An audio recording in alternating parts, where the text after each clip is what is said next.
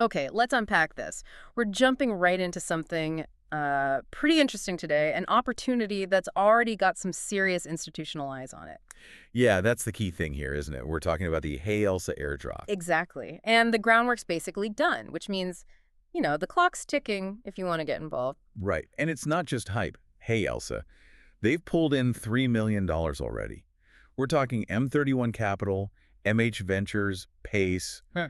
These are like known players. 3 million. That definitely catches your attention. It does. And add to that, they've built up a community, what is it, 82,000 followers on X.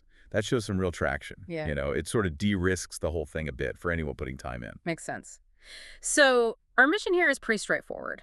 Give you the quick rundown, the requirements, and the couple of main ways you can earn rewards here based on what we've seen.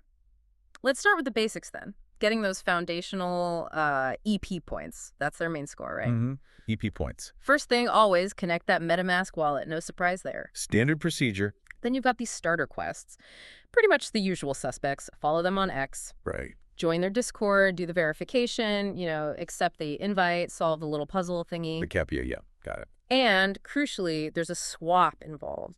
You need to do one swap just over $10, maybe make it $11 just to be safe on the base network, and specifically swap into USDC. Okay, so that's like the entry ticket. That gets you in the door. Pretty much. But if you want to actually, scale up those points, you got to look beyond the starter stuff. That's where the daily and advanced quests come in. Right. How does that work?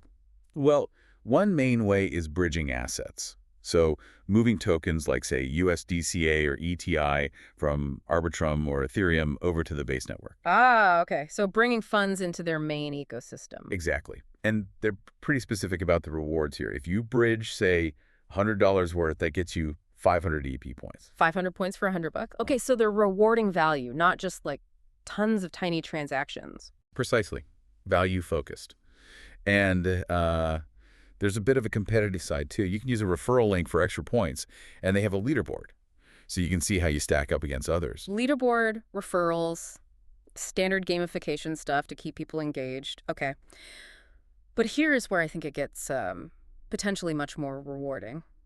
There's this other path, the wall chain route, or WC chain. Ah, yeah, the WC chain. That's definitely the higher stakes play. So why bother with that? It sounds like more effort. It is more effort. This is what they're calling the mindshare game. Hmm. On a WC chain, it's less about just clicking and swapping and more about earning these, mindshare points. Mindshare points. What does that actually mean? It means you need to create genuinely useful content.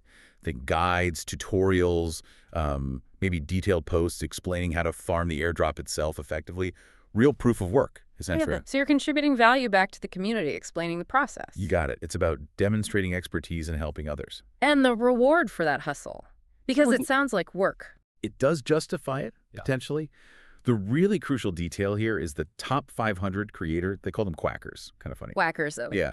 Those top 500 quackers, they get 0.3% of the total airdrop supply split between them. 0.3%, just for the top 500. Depending on the total supply valuation, that could be significant. Exactly. Sources are hinting it could easily be 4, maybe even 5-figure rewards for those who rank high. Wow. Okay, so that's a serious incentive for quality contribution. Well, definitely.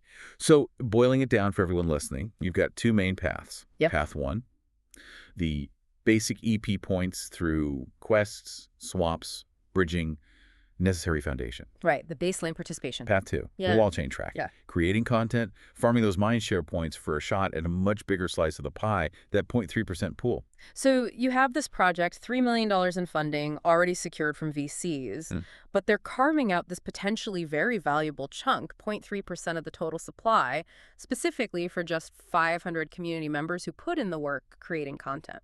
Yeah, and that brings up a really interesting final thought, doesn't it? When a project gets millions from investors, Yeah. how much are they really relying on that dedicated community, the ones creating the guides, the buzz, to drive the value and, justify that initial investment later on? Mm-hmm.